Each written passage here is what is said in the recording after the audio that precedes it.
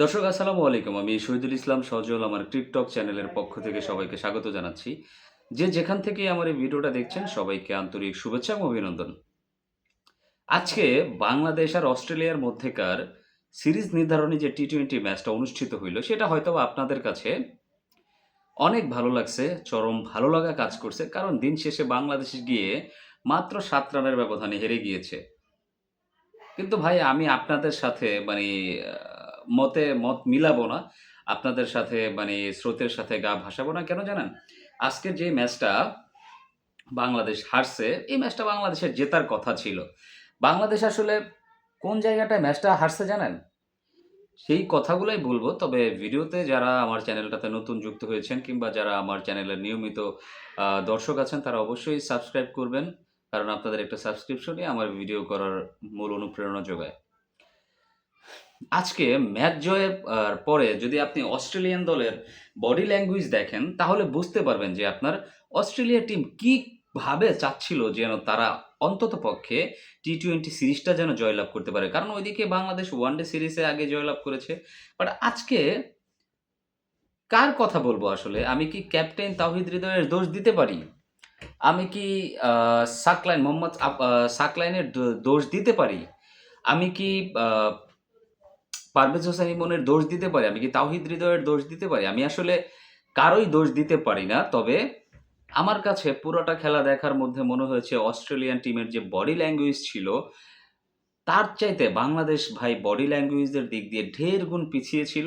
যদিও তারা দিন শেষে ৭ রানের ব্যবধানে হেরেছে। বাট আমার কাছে কোনো জায়গাতেই মনে হয় নাই যে অস্ট্রেলিয়ান টিম যেভাবে আপনার উত্তেজিত ছিল, যেভাবে আত্মপ্রত্যয়ী ছিল এই ম্যাচটা জেতার জন্য, বাংলাদেশ তার ধারে কাছেও ছিল না। কয়টা ভুলের কথা বলব আমি আজকে আপনাদেরকে। ১ম এ তো আসি বাংলাদেশের বোলিং লাইন আপটার কথা নিয়ে। অস্ট্রেলিয়ার মতো টিমে যেখানে কুপার কোনলির মতো একজন বিধ্বংসী ব্যাটার আছেন বাঁহাতি, যেখানে ম্যাট রানশোর মতো একজন ব্যাটার আছেন, যিনি আজকে একাই প্রায় শতকের ঘরে পৌঁছে গিয়েছিলেন। আরেক কিছুক্ষণ টিকলে হয়তোবা ওভার থাকলে শতকটা পুরো করে ফেলতে পারতেন। সেইখানটাতে আপনারা গত ম্যাচের পিক বোলার শেখ মাহেদীকে আজকে আপনারা দলে নেন নাই। যেখানে গত ম্যাচটাতে শেখ মাহাদির বোলিং নিয়ে কোনো রকমের অবজেকশন ছিল না। বোলিং করেছেন, উইকেট পেয়েছেন। সেইখানটাতে আজকে তাদেরকে আটকানোর জন্য আপনারা কোনো রকমের ডানহাতি স্পিনার বোলার নিলেন না। কিংবা যদিও নিয়ে থাকেন, যখন ম্যাট রেনশো এত ভালো ব্যাটিং করছিলেন, সেইখানটাতে আপনারা সাইফ হোসেনকেও দেখেছি আমরা আগে ২-১ ওভার বল হাতে বল ঘুরাতে, কিংবা আমাদের ভাত শামীমকেও দেখেছি আমরা, ভাত শামীমকে দিয়ে বোলিংটা করানো হয়েছে। কিন্তু আজকের ম্যাচে তাদেরকে দিয়ে একটা ওভার ট্রাই করা হইল না। কিন্তু বরঞ্চ সেই সাকলাইনের উপরেই আপনারা আস্থা রাখলেন। কেন জানি মনে হইছে পুরোটা বোলিং যেভাবে করানো হয়েছে টোটালটা স্ক্রিপ্টেড ছিল। ম্যানেজমেন্ট যেভাবে বলে দিয়েছে, কোচ যেভাবে বলে দিয়েছে, তাহিদ হৃদয় জাস্ট শুধু স্ক্রিপ্ট অনুযায়ী একের পর এক বোলারদেরকে এনে বোলিংটা করিয়েছেন। কোনো রকমের নতুনত্ব আনার কিন্তু চেষ্টা তিনি সেইখানটাতে করেন নাই। তো যাকগে সে সমস্ত কথা। তারপরে আসেন সাকলাইনের কথায়। সাকলাইন কি আসলেই ভাই ঐরকম রিদমে চলে আসছেন যে তাকে টি-টোয়েন্টির মতো একটা গেইমে তাকে দিয়েও বল ওপেনিং করাইতে হবে? ঐরকম স্পিড আছে, ঐরকম সুইং কি আছে সাকলাইনের বলেন? না, নাই। আমি জানি এটা আপনারা আমার সাথে একমত হবেন। সাকলাইন হচ্ছেন একজন মিডিয়াম পেসার বোলার, স্লো। তাকে দিয়ে বোলিং করাইতে হয় আসলে মূলত ১০ ওভারের পরে গিয়ে যখন ব্যাটাররা স্কোরটাকে বাড়াইতে চাইবে, তখন একজন স্লো বোলার আইনা যদি ব্যাটসম্যানদের উইকেটটা নেওয়া যায়, সেই চেষ্টাটা আসলে সাকলাইনকে দিয়ে করাইতে হয়।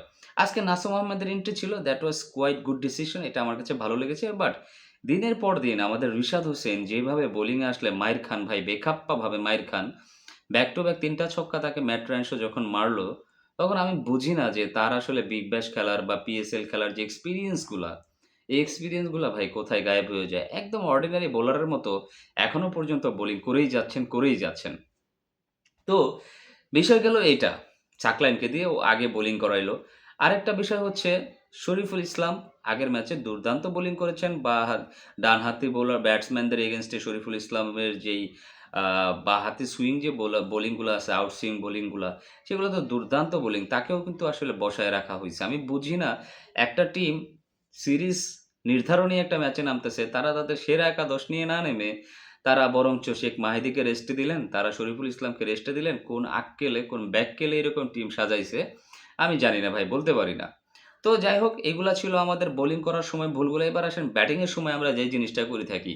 সাইফ হাসানকে নিয়ে যতটা এশিয়া মানে কি বলবো আসলে আ আপনার ওই যে এর আগে যে একটা কাপ গেল আরকি কি বলে সেটারে?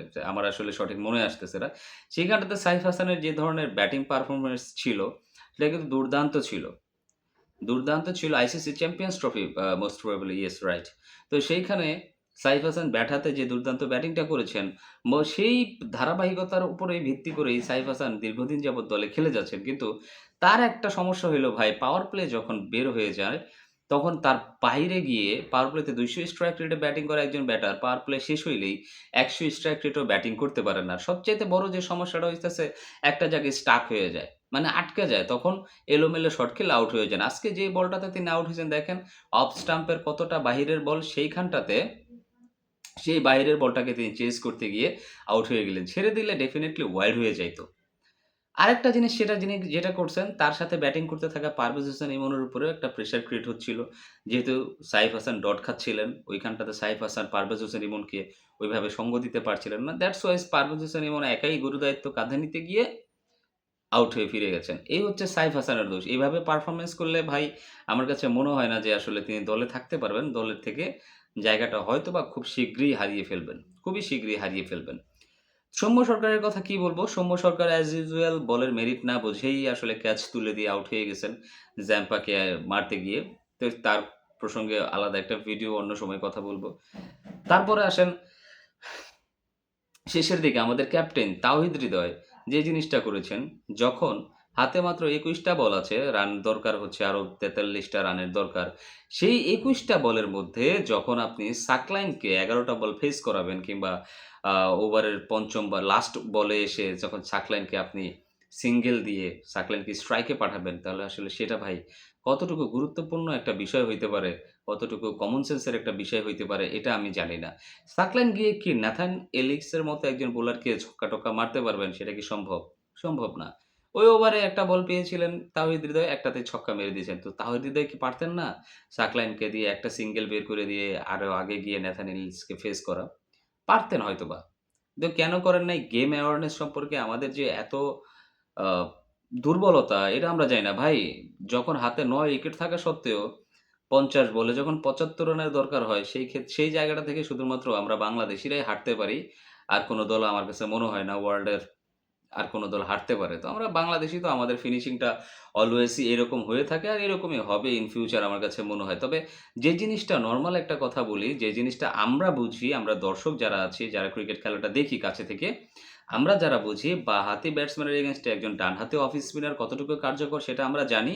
সাকলাইনকে দিয়ে ওপেনিং করাটা একটা ধরনের বোকামি সেটাও আমরা বুঝি। শরীফুলকে বসানোটা একটা বোকামি সেটাও আমরা বুঝি। আর কি বলবো ভাই? বলতে গেলে আসলে অনেক কথা। আমরা সব দিক থেকেই আজকে অস্ট্রেলিয়ার চাইতে পিছিয়ে ছিলাম। দিন শেষে যে ৭ টা রানের ব্যবধানে হারছি, সেটা জাস্ট শুধু আমাদের গুড লাক ছিল। আর কিছুই না। দর্শক আপনার ব্যক্তিগত মতামত আশা করছি অবশ্যই কমেন্টস করে জানাবেন। আজকে বাংলাদেশের এই পারফরম্যান্স এ, এহেন পারফরম্যান্স এ আপনি কতটুকু খুশি? শেষ ম্যাচে যদি তাসকিন, শরীফুল সবাইরে নিয়েও নামায়, তাইলেও তো লাভ নাই। শেষ ম্যাচে জিতলেও তো লাভ নাই। আমরা আসলে অস্ট্রেলিয়ার একটা ফাইট দিছি মানে অস্ট্রেলিয়ার আমরা ম্যাচটা কাইন্ড অফ জিততেই দিছি। আমার কাছে যেটা মনে হয় আরকি। নাহলে যদি অস্ট্রেলিয়া যদি আবার রাগ করে, এই হয়তোবা কারণ হইতে পারে, অন্য কোনো কিছু না। দর্শক সবাই ভালো থাকবেন, সুস্থ থাকবেন আর হ্যাঁ, অবশ্যই সাবস্ক্রিপশনটা করবেন।